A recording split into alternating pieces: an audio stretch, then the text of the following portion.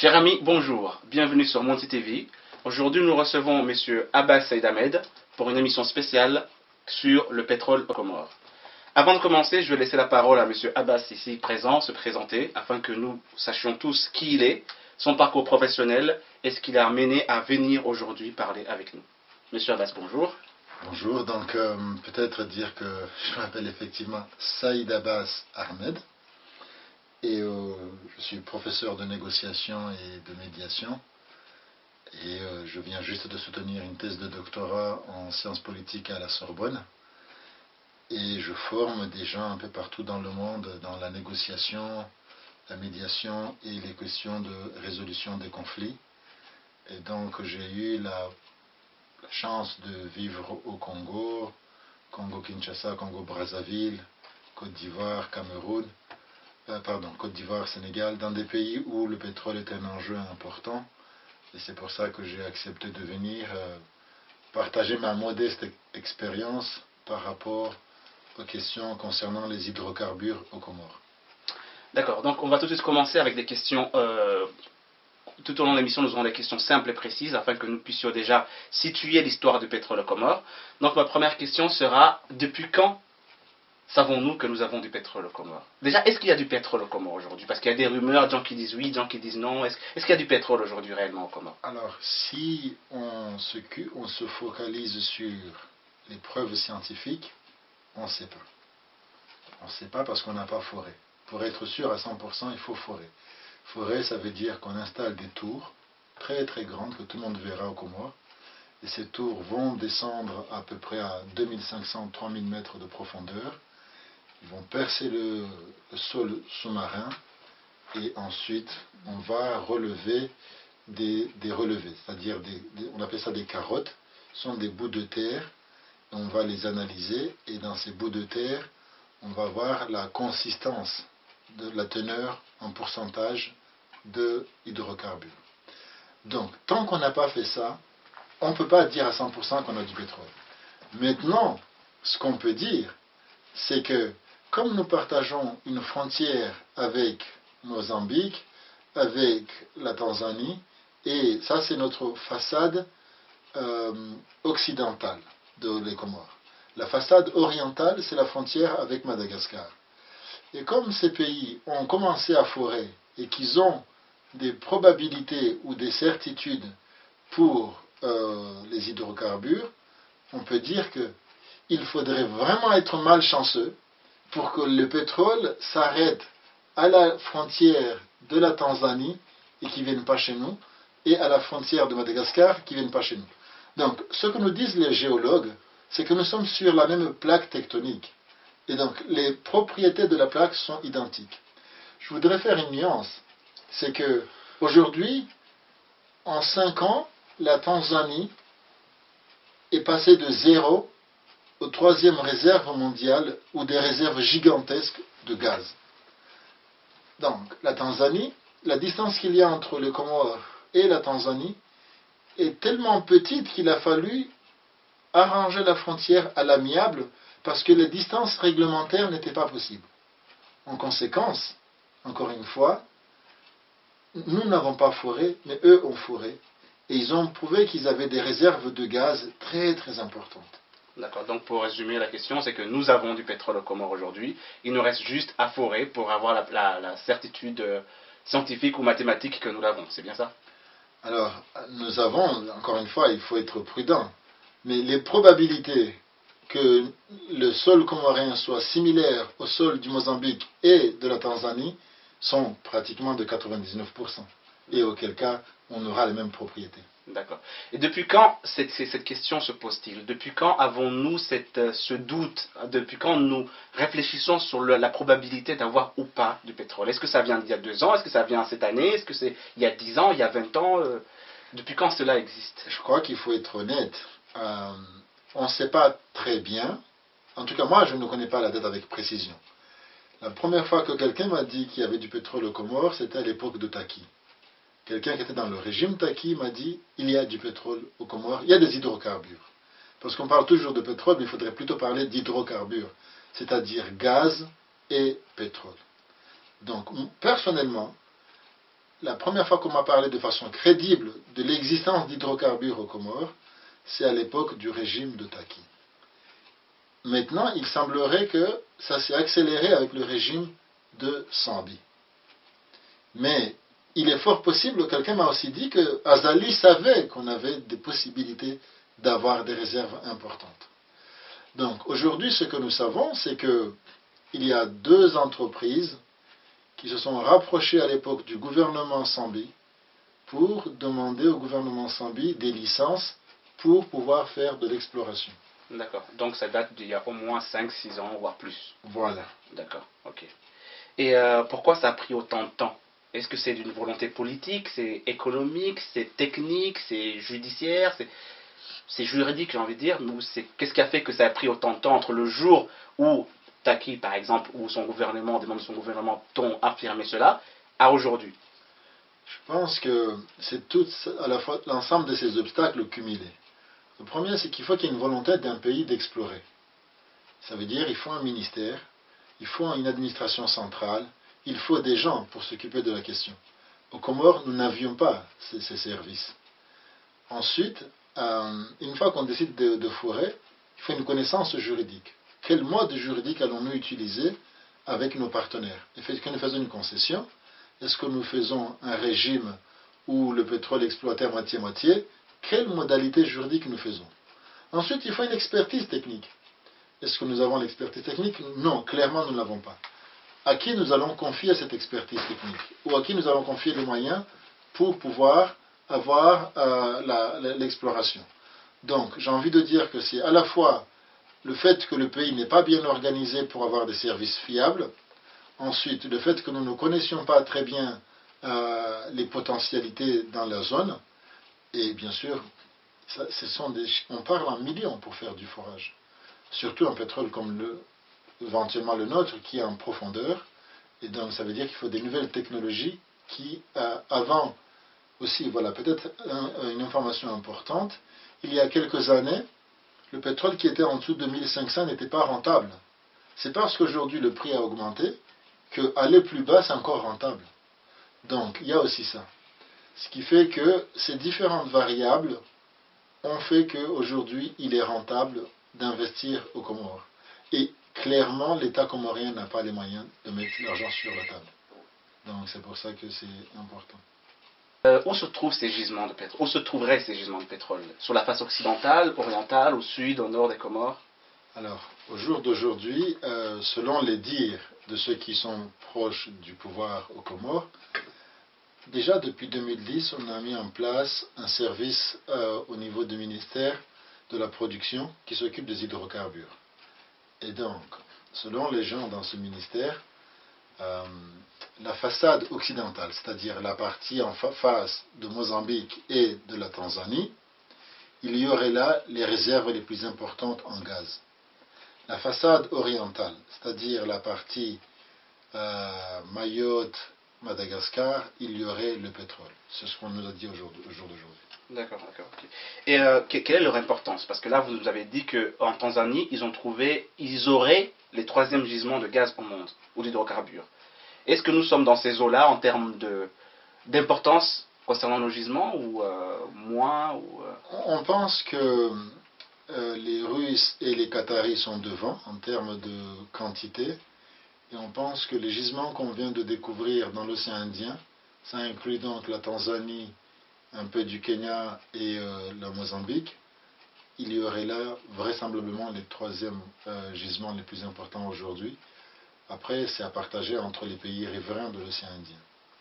Pour le gaz, pour le pétrole, les gens disent qu'il y aurait aux Comores 6 champs. Ce sont des grandes surfaces qui sont plus grandes que l'île de Ngazidja, qu'on partage en carré, et on décide d'explorer dans les zones. D'accord, donc nous aurions éventuellement 6 fois la Grande Comore. Oh, moi je pense que c'est beaucoup plus grand que la Grande Comore. Donc, oh, okay. 6 fois, un champ, c'est beaucoup plus grand. C'est beaucoup plus grand, ok. Donc, ouais. Plus de 6 fois la Grande Comore. Voilà, ce sont des surfaces énormes. D'accord. Okay. Maintenant, on ne sait pas la composition. Parce que vous pouvez avoir un côté où il y a 30%, 20%, 15%. Okay. Et un endroit où il y a 70%, 80%, 90%. Et quand vous devez forer, naturellement, vous allez forer là où il y a les plus grandes teneurs élevées. Parce qu'à 20%, ce n'est pas rentable à cette distance-là. Donc, on ne connaît pas encore la topographie exacte de l'endroit, mais on a une idée parce que c'est un peu facile de faire voler un avion, et l'avion envoie des sondes, et les sondes vous donnent une lecture du sol. Ensuite, il faut vérifier cette lecture par le forage. D'accord, ok. Quelles sont les étapes techniques qui doivent avoir lieu à partir du moment où on a ces doutes, hein, est-ce qu'il y a du pétrole parce que les voisins ils l'ont, au moment où on l'extrait? Techniquement, qu'est-ce qui doit se faire entre l'avion qui passe, qui envoie les sondes, et le jour où le pétrole est effectivement extrait du sol? Alors, première chose, il faut mettre en place absolument des mécanismes juridiques pour que les contrats entre le pays qui a les ressources et les compagnies qui les exploitent définissent clairement les modalités de travail. Donc ça veut dire, est-ce qu'on fait une concession? C'est-à-dire, on vous donne le terrain, vous faites ce que vous voulez? Ou est-ce qu'on fait comme la Russie? La Russie dit, vous produisez, ça nous appartient, on vend et puis on partage. Ou est-ce qu'on partage seulement le brut? Une fois que la compagnie qui va venir, elle va mettre de l'argent sur la table. Donc, il faut d'abord définir ces modalités. Une fois qu'on a défini ces modalités, il faut aussi donc, avoir un code du pétrole. Au Comores, maintenant, il y a un code du pétrole. Est-ce que ce code est à l'avantage des Comores? J'en doute fort. Mais une fois qu'on a un code, il faut faire des appels d'offres internationaux. Et ces appels d'offres, c'est quoi? On dit, nous avons du pétrole, nous voulons l'exploiter, et on veut des compagnies qui ont les moyens de venir investir ici pour l'exploiter.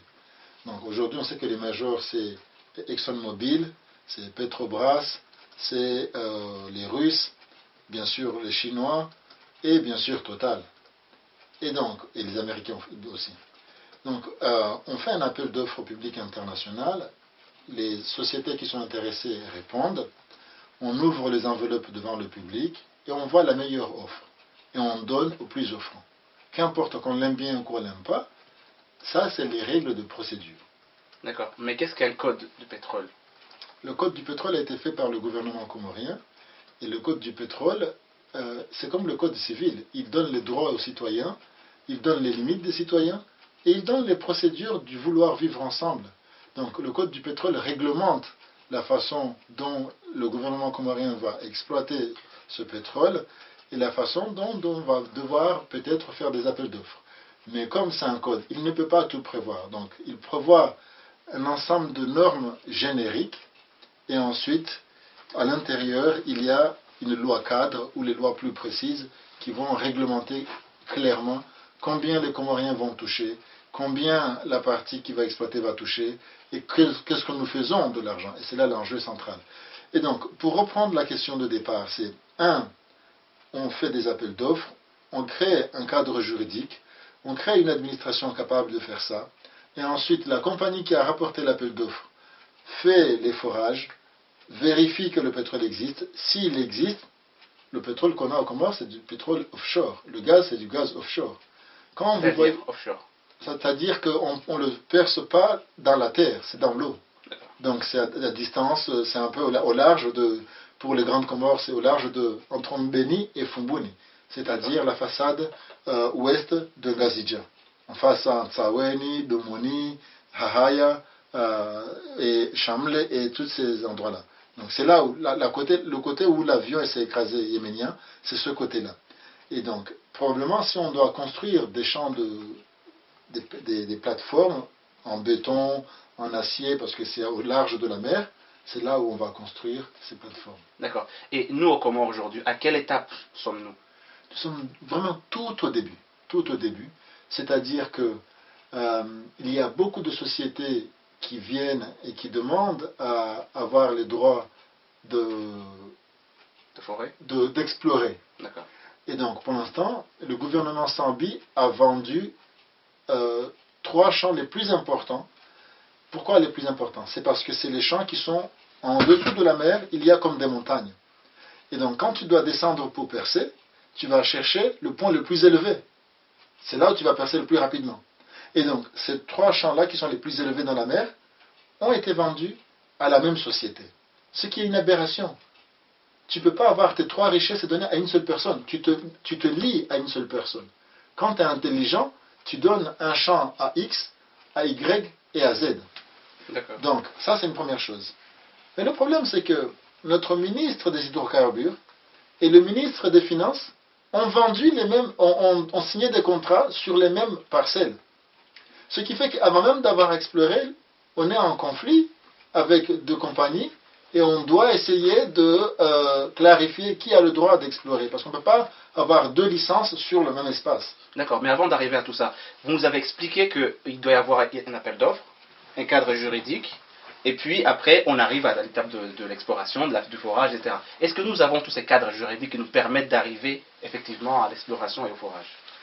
Pour l'instant, il n'y a pas eu l'appel d'offres parce que c'est quelqu'un qui a eu vent de tout ça et qui est allé donner un peu d'argent au régime précédent. Et le régime précédent lui a facilité les choses. La chance que nous avons aujourd'hui, c'est que la loi n'est pas encore passée devant le Parlement pour avaliser ce que le régime précédent s'est engagé à faire. Et donc, à ma connaissance, ce n'est pas passé parce que le président actuel a bloqué le processus. Maintenant, la question que je me pose, est-ce qu'il a bloqué parce qu'il voudrait un meilleur deal pour le gouvernement comorien et le peuple comorien? Ou est-ce qu'il a bloqué parce qu'il soupçonne son prédécesseur d'avoir pris une énorme enveloppe de bakchiche et il voudrait avoir son enveloppe? Ça, je ne peux pas le dire. Et donc, prêtons-lui le doute. Peut-être qu'il est un bon nationaliste et il veut faire bien les choses pour le pays. D'accord. Mais normalement, quelles sont les autorités politiques qui doivent être en charge de ce dossier, normalement, dans un cadre légal tout à fait? Le ministre des hydrocarbures est en charge de l'exploration et de la vente et de la commercialisation, mais il ne peut rien faire sans le Parlement. Donc, les représentants du peuple doivent être tenus informés. Et il faudrait donc créer une commission pétrole à l'Assemblée. Pour l'instant, ce qui existe, c'est une commission des lois qui est consultée. Et dans la commission des lois, il y a un seul avocat qui les conseille, sinon tous les autres, ils sont pires que mon grand-père. Donc, et ça s'arrête là. Donc, à mon avis, il faudrait une commission beaucoup plus ouverte, beaucoup plus transparente et spécialement focalisée sur le pétrole. Ce qui est important à dire ici aussi, c'est que c'est pas que les Comoriens sont incompétents, c'est qu'on n'a jamais pensé qu'on allait avoir du pétrole. Donc on n'a formé personne pour l'exploration, on n'a formé personne pour la gestion, on n'a formé personne pour tous les métiers qui sont liés au pétrole. Donc on vient de découvrir quelque chose de nouveau et on ne sait même pas comment ça marche. Sauf que ce que nous venons de découvrir, c'est une mine d'or. Et tous les rapaces et les prédateurs veulent prendre la mine. Et quand tu ne sais pas comment la valeur de ce que tu as, tu peux le brader parce que tu ne sais pas la valeur. Et donc, à mon avis, il faudrait presque un moratoire. C'est-à-dire, on dit on ne fait rien pendant 2 ans, on va réfléchir comment bien faire, tu vois. Mais, que fait quelqu'un qui a faim quand il voit à manger? Il mange jusqu'à s'étouffer. Or, peut-être que le président Ekili doit se dire, moi je ne suis pas fou, je ne vais pas faire un moratoire pendant 2 ans alors que je veux partir en 2016. Donc je vais tout dilapider, tout ce que je peux dilapider. Et comme ça, j'ai un peu ma commission moi aussi. Mais dans un État normalement constitué, où on pense aux intérêts du peuple, où on pense aux citoyens, le Parlement devrait bloquer la loi. Donc les deux institutions politiques qui sont censées gérer cette affaire, c'est le ministre des hydrocarbures et le Parlement. Avec toujours l'aval du président, on est dans un régime présidentiel.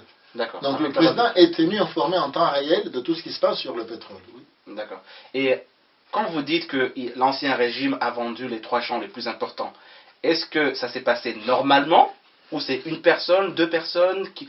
Comment aujourd'hui, quand vous nous dites que c'est le ministre des hydrocarbures qui doit le faire, avec l'Assemblée et le président, comment aujourd'hui ça peut se faire sans passer par ce circuit-là? Parce que nous sommes dans un régime d'un faoum. Quand le président dit kun fayakun, donc il ne me semble pas qu'il y ait eu un appel d'offres, que ça soit transparent. Il me semble que ça a été de gré à gré, mais bon, je ne peux pas le prouver.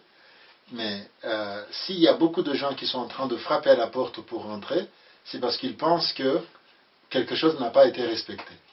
Donc, le président, il y a toujours des intermédiaires. Les intermédiaires sont allés voir le président et lui ont dit donne ce marché à Y et peut-être pour quelques années, le temps de faire les études et d'être sûr qu'il y a du pétrole. Mais ce que nous savons, c'est que ceux qui ont eu la licence, pour l'instant, c'est pas Total, c'est pas Petrobras, c'est pas Exxon, c'est pas Ducos, les grandes majors. C'est un intermédiaire qui, s'il y a du pétrole, va vendre la licence 5 fois ce que nous lui avons vendu aux majors comme Petrobras, Total. Et qui est cet intermédiaire? C'est un monsieur qui a une société, je crois il est basé à l'île Maurice, et il est très très présent dans l'océan Indien. Il a des associés au Kenya et des associés dans différents endroits. Il y a 2 sociétés qui sont très intéressées par ce qui se passe. Il y a Bull Mining. Bull Mining sont présents à l'île Maurice et aux Comores.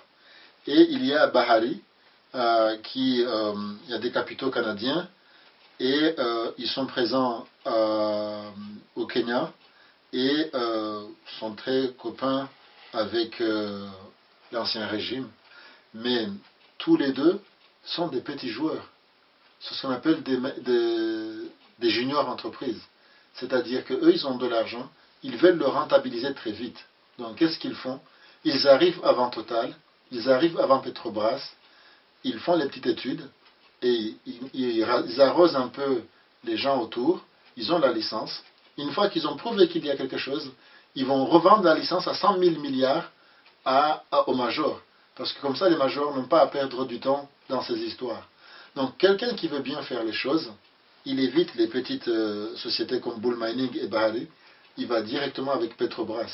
Ok, donc ces 2 sociétés-là, c'est les 2 sociétés qui sont présentes aux Comores actuellement. Voilà. D'accord. Et est-ce que vous pouvez nous donner des exemples, des bons ou un bon au moins et un mauvais exemple de notre pays qui a découvert du pétrole et du processus qu'il a suivi et les conséquences que ça a eu? Le meilleur exemple aujourd'hui en Afrique, c'est le Ghana. Les Ghanéens ont trouvé du pétrole et ils ont demandé le conseil des Norvégiens et d'autres pays. On peut aussi prendre l'exemple du Qatar. Le Qatar n'a que du gaz. La richesse du Qatar, il n'y a pas de pétrole. Et donc, ils ont créé plusieurs fonds. Un fonds, donc quand on vend le gaz, on dit à chaque litre qu'on vend, allez, on dit la litre coûte 10 euros. Sur les 10 euros, on prend 5 euros va à l'entreprise qui a fait le forage. 5 euros va au gouvernement comorien. Mais ce n'est pas comme ça. Dans la réalité, c'est 7,3%. Celui qui a ramené l'argent touche 7%, 70%. Celui qui a le pétrole touche 30%. Maintenant, on peut mieux négocier et augmenter jusqu'à 33%. Mais je crois qu'aujourd'hui, les pays africains, celui qui touche le plus de pétrole est à 33%. Et c'est le Ghana? Il y a le Ghana. Congo-Brazzaville, ils étaient très loin, mais ils ont beaucoup monté. Celui qui est le plus loin, c'est le Gabon. Le Gabon, ils se sont vraiment fait avoir, et on dirait qu'ils sont contents de se faire avoir. Mais bon, ça, c'est pas notre problème. Ce qui nous concerne, c'est que, une fois qu'on a les 33%, c'est pas 33% de 10 euros, c'est 33% de millions, et parfois de milliards. Donc, qu'est-ce qu'on fait? Est-ce que ton père va mettre dans sa poche? Est-ce que mon père va voler ça pour lui tout seul? Ou est-ce qu'on décide, nous tous ensemble, de réfléchir comment on utilise 33% de 2 millions? 33% de millions qu'on cumule chaque mois. Parce que si on a beaucoup de barils, on va produire chaque mois pendant peut-être 50 ans. Dans un petit pays où il y a moins de 800 000 habitants, si on dit, voilà, sur les 33%, ça va au trésor public. Et maintenant, comment on repartage ça? Eh bien, on va créer un fonds pour les mamans. Comme ça, chaque maman qui a un projet... Revenons sur l'exemple de notre pays, avant de revenir chez nous. Donnez-nous l'exemple d'un pays et de comment il a fonctionné. Le meilleur exemple aujourd'hui, c'est la Norvège. D'accord. Comment la Norvège s'est pris avec... C'était un pays de pêcheurs. Ils pêchaient le hareng, c'est tout. Il n'y avait rien. Okay. Ils étaient pauvres. Dans les années 70, ils découvrent du pétrole. Ils disent, avant de l'exploiter, on va réfléchir. Ils ont pris le temps. Ils ont créé des commissions au Parlement, des commissions dans les universités, des commissions dans les paroisses. Et ils ont réfléchi. Comment on peut faire pour que le pétrole ne nous divise pas? Et une fois qu'ils ont trouvé les différentes façons de faire, ils ont mis en place une loi, ils ont mis en place des mécanismes de partage pour que le pétrole ne devienne pas un danger pour le pays. Et alors, qu'est-ce qu'ils ont fait? Ils ont dit, on va créer notre propre société avec des capitaux, mais à terme, il faut être propriétaire de ça. Maintenant, qu'est-ce qu'on va faire de l'argent? Une grande partie va aller au gouvernement, et on va soulever peut-être 1 centime par litre, et on va mettre dans une valise pour les enfants. Et on va bloquer cet argent pendant 20 ans, on ne va pas y toucher, et au bout de 20 ans, on va prendre l'argent pour faire des projets pour les enfants. On va prendre 2 centimes pour l'informatique. L'informatique est un domaine intéressant, donc il faut mettre de l'argent pour qu'on ait beaucoup d'informaticiens. Et donc cet argent-là, cumulé au bout d'un certain temps, permet de donner des bourses à des jeunes pour apprendre l'informatique. On va mettre une partie pour les infrastructures. Donc ils ont partagé comme ça en différentes caisses, et le jour où ils ont commencé à produire, l'argent automatiquement est allé dans les caisses comme prévu. D'accord. Ce qui fait qu'ils ne se sont jamais battus pour le pétrole, parce que tout le monde sent qu'ils touchent un peu du pétrole. Exactement. Et au Ghana, ils ont essayé de faire ça. Alors, c'est pas aussi parfait qu'en Norvège, mais c'est mieux. Mais prenons l'exemple du diamant, puisque c'est aussi une ressource naturelle au Botswana. Le Botswana, personne n'en parle, parce que vous n'avez jamais entendu parler de Botswana. Et pourtant, c'est un pays extrêmement développé, très aride. Mais avec le diamant, mieux partagé, ils ont construit des infrastructures, ils ont construit des écoles, ils ont investi. Et aujourd'hui, le Botswana est le premier pays africain qui a décidé de ne plus exporter du diamant brut, mais qui a créé des écoles pour tailler le diamant à Gaborone. Ça, c'est remarquable, parce qu'avant, on vendait que de la matière première brute, qui ne coûtait rien. Et le diamant était taillé en Anvers, à Tel Aviv ou à New Delhi. À partir de l'année dernière, le gouvernement du Gaborone a dit on en a assez de vendre que des choses qui n'ont pas de valeur. Nous allons nous-mêmes créer la valeur ajoutée. Et donc nous allons nous-mêmes le tailler, le dimensionner et le vendre. Donc si on a besoin d'avoir une expertise pour les Comores, on peut aller voir le Botswana et leur demander aidez-nous, comment vous avez fait avec le diamant. D'accord. Est-ce qu'à l'inverse, on peut avoir un pays qui s'y est mal pris? Ah, mais il n'y a que ça. Donnez-nous un exemple. Prenons l'exemple du Nigeria. Premier pays africain en termes de population. 140 millions. Beaucoup de ressources au sud. La première grande guerre, la guerre du Biafra, c'était parce que la partie sud voulait s'isoler du Nigeria pour exploiter le pétrole. Et aujourd'hui, nous avons la preuve que c'était Jacques Foccart qui avait financé la guerre pour financer la sécession du Biafra pour pouvoir utiliser ce pétrole contre le Nigeria. Jacques Foccart, c'est Jacques Foccart, c'était l'ancien Monsieur Afrique de Général de Gaulle, ensuite Monsieur Afrique de Pompidou Giscard. Il a eu un peu des années de traversée du désert, mais il a fini avec Jacques Chirac sur le Monsieur Afrique, qui dirigeait la cellule africaine de l'Élysée, et il est mort. Il y a eu, par exemple, ce livre-là, Noir Procès. Ces 2 livres-là parlent de tous les méfaits de ce monsieur. Et voilà. Et puis il y a d'autres ouvrages sur Foccart qui parlent de tout ce qu'il a fait en Afrique. Donc, jusqu'à aujourd'hui, au Nigeria, on vole des bateaux entiers de pétrole. Mais qu'est-ce qui s'est passé? Quelle étape n'ont-ils pas respecté dans ce que vous avez dit, par l'étape juridique et puis les appels d'offres, etc., etc. Quelle étape ont-ils sauté pour arriver à cette catastrophe? Dès le départ, avec la guerre du Biafra, une fois que vous avez fait une guerre... Mais la guerre, c'est la conséquence, c'est pas le début. Bon, c'est une conséquence de pas mal de choses qui n'ont pas été respectées au début. Au départ, il y a un pays qui est presque une colonie, qui devient indépendant, et on se rend compte qu'il y a beaucoup de ressources.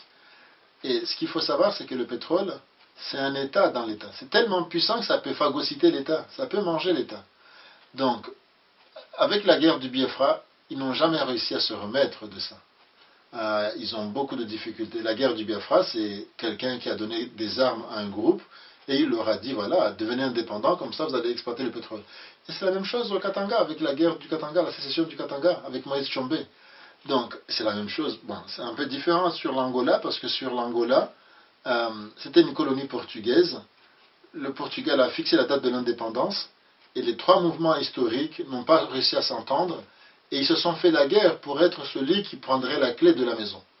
Et le MPLA à l'époque Augusto Neto et aujourd'hui de Santos a gagné contre l'UNITA et l'autre mouvement, Holden, qui a finalement fini par disparaître. Et aujourd'hui, l'Angola est toujours dans un cycle où la guerre civile est finie en 2001 parce qu'ils ont tué ils ont tué Jonas Savimbi et l'UNITA est devenu un mouvement politique, s'est rangé. Mais à Luanda, vous avez des gens qui vont au travail en hélicoptère et dans la même ville, vous avez des gens qui n'ont même pas à boire. Donc ça, c'est une catastrophe. Au Congo-Kinshasa, c'est pareil. Au Congo-Brazzaville, c'est pareil. Oui, mais encore une fois, nous n'arrivons pas à saisir ce qui s'est passé réellement dans ces pays, parce qu'on voit les conséquences. Mais qu'est-ce qu'il y a? Ce qui s'est passé, c'est que tout a été géré de façon opaque. D'accord. Un groupe de gens, la présidence et des 3 ministres, ont décidé de ne rien dire à personne. Le Parlement est tenu à l'écart. Le peuple est tenu à l'écart. Les experts nationaux sont tenus à l'écart. Donc les choses se font entre les sociétés qui exploitent et le gouvernement en place. Et la famille Bongo. Donc le pétrole, le Gabon, c'est une éponge à pétrole. Et comme vous savez, j'ai travaillé au Parlement français et je voyais des projets où le Gabon demandait des routes à l'AFD, alors que c'était un petit émirat de moins de 1 million d'habitants, gorgé de pétrole. Mais le pétrole, Bongo pouvait s'acheter des châteaux avenue Hoche à Paris, et il n'y avait pas de clinique ou d'école, parce que ce n'était pas géré de façon transparente. C'est très très opaque. D'accord. Et nous aujourd'hui, les Comores, où est-ce qu'on se situe sous le curseur entre la Norvège et le Gabon, par exemple? Pour l'instant, malheureusement, on est en train d'emprunter le chemin du Gabon. Parce que jamais les autorités comoriennes n'ont dit aux Comoriens de quoi ils relèvent. Moi, je n'ai pas eu une déclaration des ministres, encore moins d'un président, disant « Mes chers compatriotes, il semblerait que voici ce que nous savons. » Non, c'est très opaque. On sait qu'il y a un procès parce que l'avocat du gouvernement comorien, chaque mois, va en Angleterre, mais on ne sait pas pourquoi il va là-bas. Donc, quelqu'un m'a dit, mais aucune autorité n'est allée à la radio ou à la télévision dire « Oh, notre avocat va en Angleterre parce que... » Donc, tout est opaque. Tout ce que je vous dis là, c'est parce que j'ai fait des entretiens avec des gens quand j'étais aux Comores cet été. C'est parce que j'ai rencontré des gens en France qui sont spécialistes du pétrole, qui m'ont donné les informations. Mais, officiellement, il n'y a rien aux Comores. Donc tout le monde est au courant, sauf le peuple comorien. Je pense, en tout cas, pas officiellement. Officiellement, on n'a rien dit au peuple comorien. On n'a jamais communiqué sur ça. On n'a jamais démenti ou infirmé quoi que ce soit. Donc c'est un blackout total, pour l'instant. Okay. Et aujourd'hui, dans le gouvernement en place, ou dans celui, et aussi ceux qui les ont précédés, qui normalement est responsable de ça? Donc vous nous avez parlé, vous avez dit que dans un cadre juridique normal, un cadre légal, c'est le ministre des hydrocarbures, des finances et le président. Voilà. Est-ce que c'est comme ça que ça se passe aujourd'hui au Comores? Aujourd'hui au Comores, le ministre des hydrocarbures a encore la signature, mais il ne signe rien sans consulter le président. Et nous savons aussi bien que le ministre des Finances est très puissant, donc ça se passe à 3. D'accord. 3 hommes décident de l'avenir de tout un peuple. D'accord. Et aujourd'hui, vous nous avez dit qu'au début, que l'ancien gouvernement, le gouvernement Sambi, a vendu les 3 champs les plus importants. Ils ont fait une concession. D'accord. Voilà. Oui. Et c'est jusqu'à quand la concession? Elle dure combien de temps? Mais tant que ce n'est pas signé par le Parlement, elle n'est pas effective. C'est ça qui est bien. Donc, ces sociétés-là ne pourront pas exploiter. Tant que ce n'est pas signé par le Parlement, non. Donc, et comme ce n'est pas signé encore, ils ne peuvent rien faire. Oui, mais nous savons que la prochaine session parlementaire, chaque député va recevoir une enveloppe et la loi va passer. Mais ça, on ne le sait pas encore. Pour l'instant, ce n'est pas le cas. Pour l'instant, ce n'est pas le cas. D'accord. Oui. Donc, pour l'instant, ce n'est pas le cas. Et nous, aujourd'hui, est-ce que tout est perdu ou il y a un recours? Ah non, jamais le pays rien a n'est perdu. Recours. Ok. Qu'est-ce qu'on pourrait faire, par exemple? Là, aujourd'hui, vous nous dites que voilà, les 3 champs ont été cédés à 2 sociétés. Et à une société. À une société. En fait, il y a deux contrats qui portent sur le même objet, avec 2 contrats différents et 2 sociétés différentes sur le même zone. D'accord, ok. Voilà. D'où le déplacement de notre avocat en Angleterre. Voilà. Pourquoi il y va exactement, notre avocat en Angleterre? Et qui est cet avocat d'ailleurs? Il y a un arbitrage entre... C'est comme si, voilà, ce cahier-là, il appartient à X. Et X dit, je le vends à 3 francs. Et Y vient, donne 3 francs à quelqu'un, il lui donne le titre de propriété. Et Alpha vient et donne le même argent, et on lui donne un autre titre sur le même domaine. Ok. Donc les deux personnes ont chacun un titre sur ce qu'il faudrait faire sur la propriété de la zone. Ok. Et qui a vendu ces deux titres? Euh, il est clair qu'à l'OTAN nous dit que c'est l'ancien ministre des hydrocarbures et l'actuel ministre des Finances qui avaient la procuration sur la signature. Donc, et le président à l'époque, c'était Sambi à l'époque, c'est ça? Euh, Quand vous dites ancien ministre des hydrocarbures, c'est l'ancien du qui gouvernement a précédent? continué aujourd'hui, qui est toujours. Et donc, là, je ne me souviens plus du nom du ministre des Finances, des hydrocarbures de l'époque, mais c'est le gouvernement qui vient de sauter en juin 2013.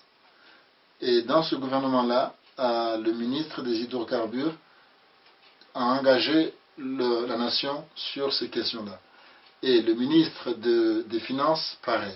D'accord. Mais vous avez dit au début qu'à chaque fois qu'un des partis doit signer ou pour céder une partie ou un champ ou autre, il fallait l'aval du président. Est-ce que c'est les ministres des Finances en question et le ministre des hydrocarbures a demandé l'aval du président en place? Je n'étais pas dans le secret, je connais la conséquence, mais je ne sais pas la procédure. Il n'y a personne qui sait, il faudrait leur demander à eux. Hein. D'accord. Mais est-ce qu'ils peuvent le faire sans? Normalement, non, mais quand quelqu'un se sent la confiance du président, il prend des initiatives. D'accord. Il ne faut pas la signature du président? Non. Non. Le titulaire, c'est les hydrocarbures. Et ensuite, le suppléant, c'est les finances. Quand le titulaire est malade, dans les organigrammes de gouvernement, il y a toujours un titulaire et un suppléant. Donc aujourd'hui, il est possible de signer la concession d'un champ de pétrole ou de gaz ou autre sans que le président soit d'accord. C'est faisable, puisqu'il n'y a pas besoin qu'il signe. Oui, c'est faisable normalement. Mais bien sûr, il n'est pas censé le faire, mais voilà. C'est faisable techniquement. C'est faisable. Après, pour que ça devienne effectif, il faut que ça soit approuvé par le Parlement. D'accord. Est-ce que et ça, c'est quelle loi qui le dit qu'il faut que ce soit le Parlement qui l'approuve? Il y a un code de pétrole Comore qui est sur Internet. Et donc ce code-là prévoit que l'Assemblée doive approuver toute concession. Ok. Et aujourd'hui, qu'est-ce qu'on peut faire, puisque tout n'est pas perdu? Qu'est-ce qu'on pourrait faire? Moi, je crois que la première chose à faire, c'est que on dit qu'il y a en France à peu près peut-être 200 000 Comoriens. Si chaque jeune de votre génération prend conscience des enjeux, qu'avec ce pétrole, nous pourrions être comme le Qatar, et qu'on pourrait avoir la sécurité sociale pour tout le monde, et qu'on pourrait développer le pays, il faut mettre la pression sur nos autorités pour qu'elles ne fassent pas n'importe quoi. Il faut mettre la pression sur ton père, sur ta mère, parce que nous savons que ces autorités viennent toujours ici pour faire campagne et lever des fonds. Donc, à mon avis, il faut informer les gens des risques réels qu'il y a, pour que les gens se lèvent pour dire ça suffit, et que les gens réclament de la transparence, et que les gens réclament de quelle est la stratégie du pays, qu'est-ce que nous voulons. Le cheikh du Qatar a géré ça de façon, j'ai envie de dire, dictatoriale, mais c'est un dictateur très avisé, parce qu'il a investi dans différents endroits au monde pour être sûr que demain, quand le pétrole sera fini, ils auront encore des ressources. Et en plus de ça, ils ont partagé de façon équitable pour que chacun ait une part du gâteau national. Ils sont presque moins nombreux que nous. Et pourtant, aujourd'hui, le Qatar est connu dans le monde entier. C'est parce qu'il y a un chef qui a une vision et avec des objectifs, et il a réussi à atteindre ses visions et ses objectifs. Donc, et qu'est-ce qui se passe aujourd'hui chez nous? Est-ce que ce qui nous manque, c'est la vision? Ou c'est juste la mauvaise foi Je ne sais pas, je pense que ce ne sont pas des idiots. Donc peut-être qu'ils n'ont pas envie, ils ont envie de garder juste ça entre eux, et c'est tout. Donc je pense qu'il ne faut pas sous-estimer les hommes politiques comoriens. Ce ne sont pas des idiots. On ne les sous-estime pas, on pose juste des questions, parce que si on se réfère aux différents exemples que vous nous avez donnés, et que aujourd'hui nous avons découvert notre pétrole, enfin on n'a pas découvert aujourd'hui, mais nous sommes, j'ai envie de dire, un des derniers États peut-être au monde à avoir découvert le pétrole. Nous avons vu beaucoup de pays avant nous, nous avons vu ceux qui ont réussi et ceux qui ont échoué, nous avons vu les conséquences. Donc si on emprunte le chemin de ceux qui ont échoué, on se pose la question, est-ce que c'est là où on veut vraiment en venir? Est-ce par bêtise ou c'est vraiment par méchanceté Je ne sais pas, je pense qu'il faudrait aller demander au ministre en question. Moi, en tant qu'observateur, je me contente de voir qu'un ministre prend des décisions en fonction à la fois de ses intérêts personnels, des intérêts du peuple et des intérêts des gens au gouvernement. Donc, le jour où le ministre va être certain que s'il prend des décisions contre le peuple va se soulever, il ne va pas prendre des décisions contre les intérêts du peuple. Nous, on a cette idée de Bizumgwanzao. Par la volonté de Dieu, on va tous mourir. Et quand on va tous mourir, alors on ne fait rien. Et on attend que ça se passe. Donc, 3 personnes se rencontrent, décident de l'avenir d'un pays, et tous les autres disent Amen. Donc, peut-être que c'est simplement ça. C'est le fatalisme comorien. Ou peut-être que les Comoriens ont peur parce qu'à chaque fois qu'ils ont voulu manifester, ils ont été bastonnés violemment. Il y a la culture du mercenariat. Les mercenaires ont inculqué la peur dans chaque Comorien. Comment on pouvait comprendre que 5 gars, mercenaires, aient tenu un pays de 78 à 89? Ils l'ont tenu par la terreur. Quand quelqu'un bougeait, il avait une balle dans la tête. Et on ramenait son corps dans tous les villages pour montrer aux gens, si vous bougez, vous allez mourir. Ce sont des vieilles pratiques pernicieuses qui datent de l'esclavage. Le monsieur qui s'appelle Lynch, qui a donné son nom au lynchage, il a dit, prenez l'esclave le plus fort, brisez-lui sa volonté, mais gardez son corps pour qu'il puisse se reproduire et faire le travail qu'il faut. Et pour faire ça, il faut l'humilier devant tout le monde, foutre la trouille dans tout le monde, et détruire son estime personnelle, et ensuite il va obéir. Il ne va même pas se révolter parce qu'il ne pourra jamais se révolter. Et une fois que tout le monde est terrorisé, personne n'a peur. Donc, je ne veux pas dire qu'on a tous des esclaves, mais... C'est tout comme. Non, je ne dis pas ça. Je dis qu'on a peur. Okay. On manque de courage parfois. Je suis allé au Comores cet été, j'ai fait une conférence sur le pétrole, et j'ai eu des menaces. Les gens sont venus me dire, petit, tu vas mourir. Il ne faut pas parler de ça. Ça ne te regarde pas. C'est une conférence sur le thème du pétrole? Au départ, on a voulu appeler pétrole au Comores, mais on a tellement foutu la trouille qu'on a été obligé de changer le titre de la conférence. On a appelé ça ressources naturelles et violence, quelles leçons pour les Comores? Alors qu'au départ, on voulait dire clairement pétrole et guerre, quelles leçons pour les Comores? Donc. Et c'est qui les gens qui font ces menaces, ces gens qui. C'est des gens qui sont soit proches des politiciens, soit des gens qui croient bien faire en te disant, tu sais mon fils, c'est pas bien, attention à toi. Donc ils pensent te protéger, mais ils te foutent la trouille en même temps. Quand 5 personnes viennent te voir le même jour en te disant, ton histoire là, vraiment, tu sais, moi j'ai peur pour toi. Toi t'es gentil, si tu vas mourir, c'est pas bien. Hein. 5 personnes qui viennent dire la même chose. Tu te dis, est-ce que moi je suis un fou, ou est-ce que j'ai pas envie de vivre? Et donc tu réfléchis à 2 fois avant de dire les choses. Et donc, nous, au Comores, on a des expressions terribles. On a l'expression Gazjoris. Donc, fais comme les moutons, suis les moutons. Dis rien. C'est pas beau si tu fais ça. Fais comme tous les cons qui suivent le chemin, parce que si tu ne le fais pas, c'est pas beau. Et donc, par toutes ces expressions, on inculque une éducation de l'obéissance aveugle, où il n'y a pas de pensée critique, où il n'y a pas la possibilité de dire mais est-ce que ça c'est vraiment bien pour nous? Ah non, ton père a fait ça, fais comme ton père. Même si ton père est mort pauvre, même si ton père est mort endetté, déshonoré, mais il faut faire comme lui. Et tu n'as pas le droit à l'inventaire. Tu n'as pas le droit de poser des questions. Parce que parce que c'est comme ça. D'accord. Okay. Donc vous nous avez donné l'exemple des pays qui ont réussi et des pays qui ont échoué avec l'aventure du pétrole. Donc nous aujourd'hui, à supposer que l'Assemblée invalide la concession et que nous ayons le moratoire et que nous devions réfléchir sur ce qu'on pourrait faire aux Comores pour que le pétrole revienne à tout le monde et que tout le monde en bénéficie. Qu'est-ce que vous pourriez nous donner comme exemple de proposition dans ce domaine? Alors il y a clairement 2 structures ou des institutions ou des organisations qui sont là prêts à aider les Comores. Il y a la Banque mondiale, mais la Banque mondiale a une approche pro-entreprise, pro-privé. Et elle va envoyer ses experts qui vont aider les Comores à mettre en place un code, un cadre organique, une transparence et tout ça. Sauf que eux, ils ont une approche ultralibérale en faveur des entreprises. Ensuite, il y a le gouvernement norvégien qui a mis en place des structures qui, elles, sont pro-société civile, pro-gouvernement, pro-pays, et qui peuvent fournir une expertise, parfois gratuite jusqu'au jour où on sera rentable pour pouvoir payer, et il faudrait les écouter et faire ce qu'ils ont envie de faire. Donc, clairement, la question qui se pose aujourd'hui, c'est que veut l'élite comorienne? Que veulent les responsables comoriens?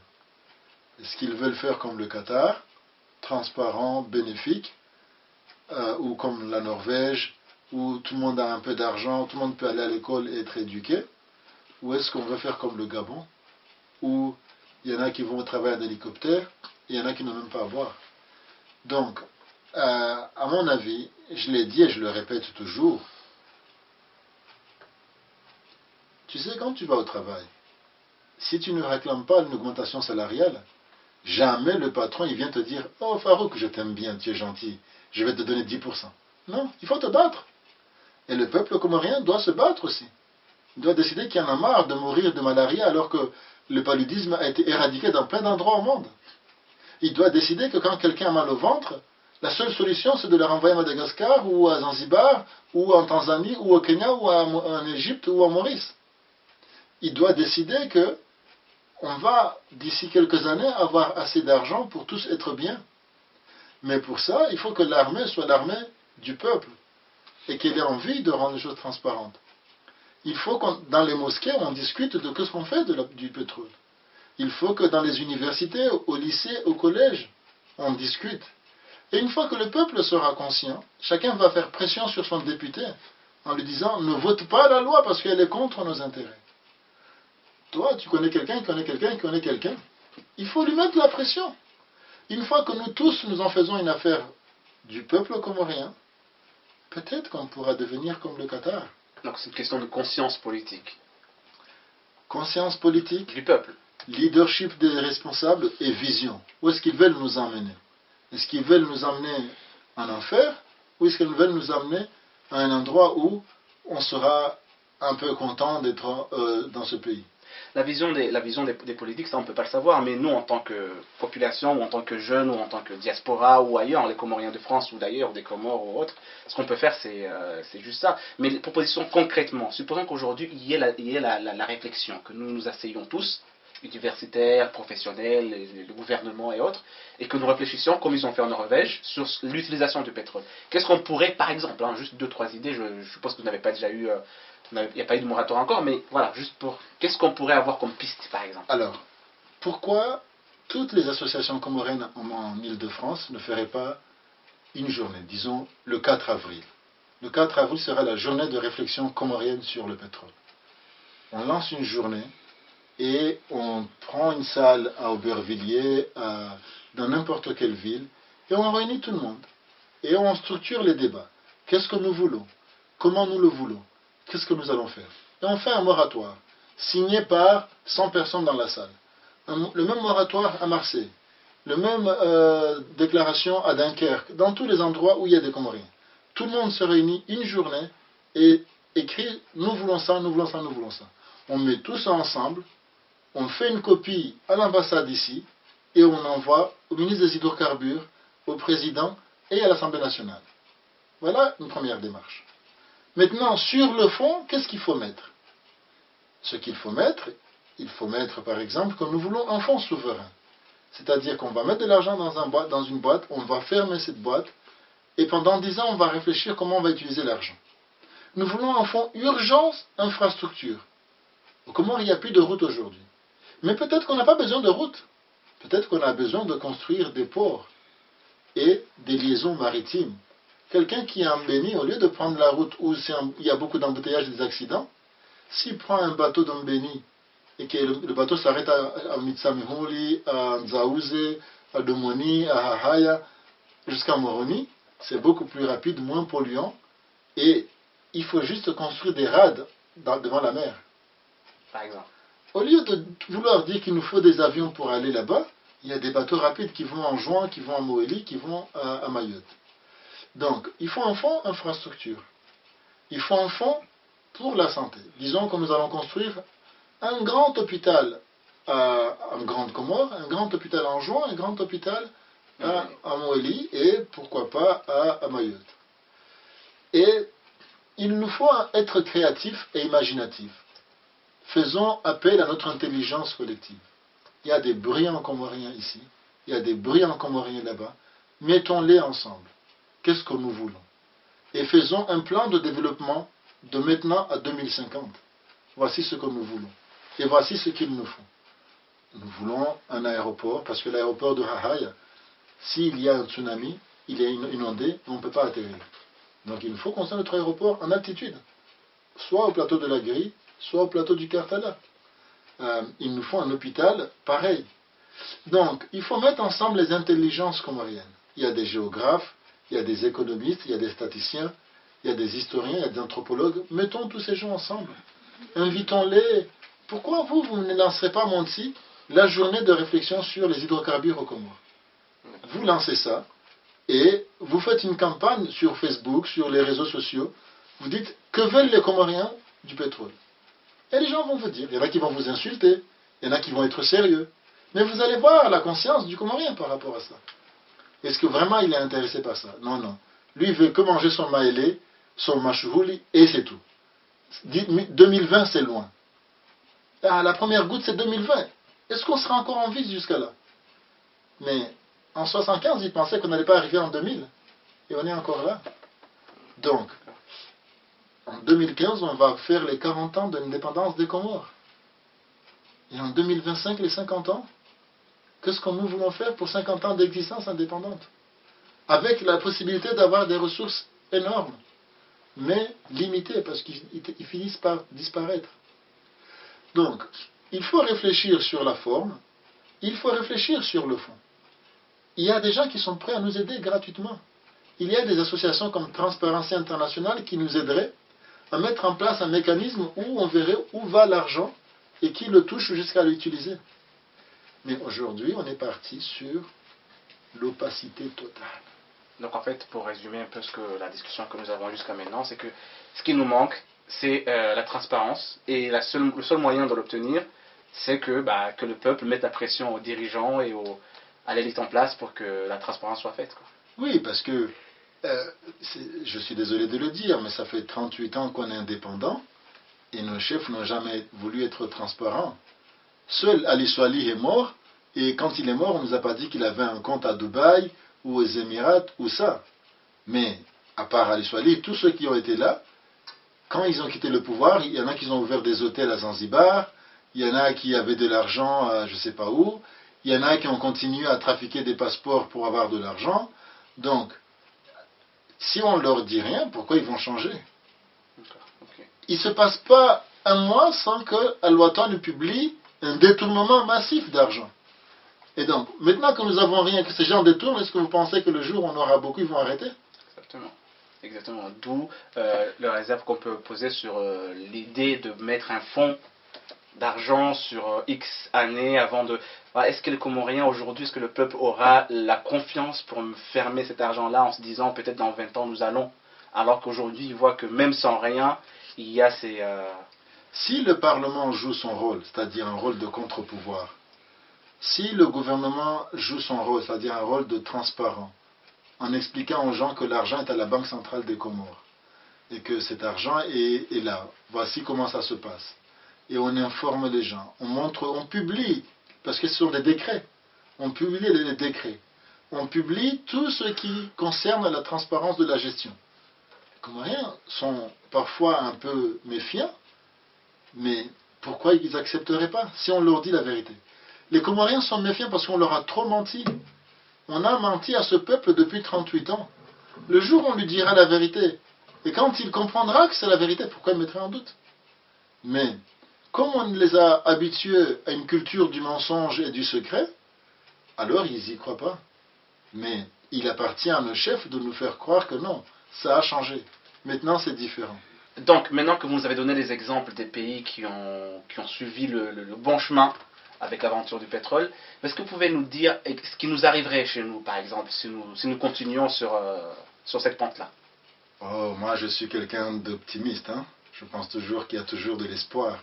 Mais en bon scientifique, si on reproduit les mêmes erreurs que l'Angola, les mêmes erreurs que le Congo, les mêmes erreurs que le Nigeria, il n'y a pas de raison qu'on produise des résultats positifs.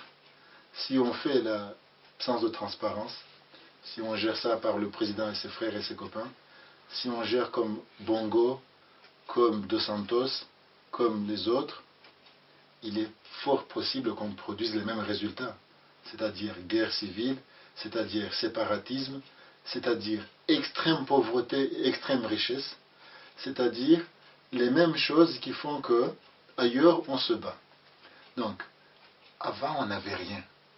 Et nos frères, pas tous nos frères, parce qu'il y avait des Anjouanais qui n'étaient pas d'accord avec le séparatisme. Il faut rappeler ça. Tous les Anjouanais n'étaient pas séparatistes. Il y avait un petit groupe qui a voulu se séparer de nous.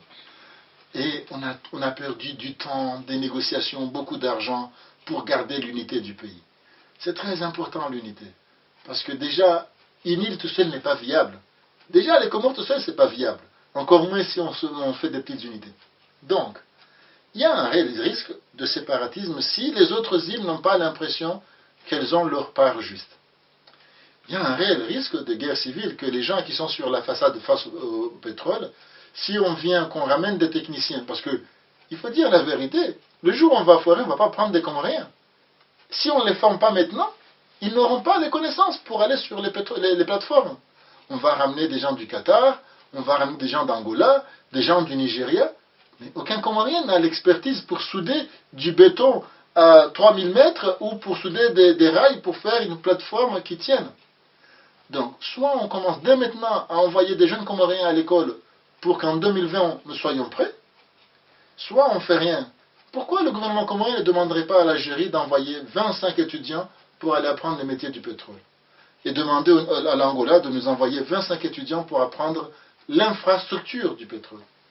Donc, si on ne fait pas ça, est-ce que tu penses que Chamlé, Mitsamihou, les villes qui sont en face vont accepter que les gens du Qatar viennent et aillent travailler là-bas? Alors que tu sais très bien que Haï en a voulu mettre en place une centrale pour éliminer tous nos déchets, et elle n'a pas été faite parce que les villageois ont chassé le bulldozer.